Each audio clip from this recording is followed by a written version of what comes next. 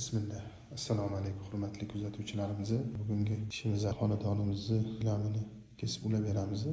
Gilam 90 sm ortiqcha yashil gulini olib tashlaymiz. Kesib ulab beramiz. Shu xonaga mos bo'ladi.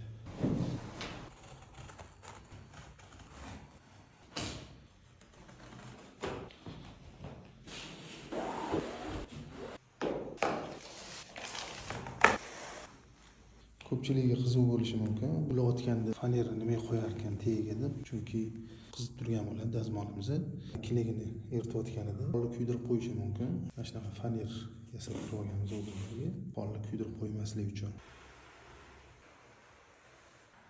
Ko'pchiligimiz uyimizda gilamlarimizni remontdan keyin bitta xonadan boshqa xonaga soladigan bo'lsak, katta bo'lib qolishi mumkin.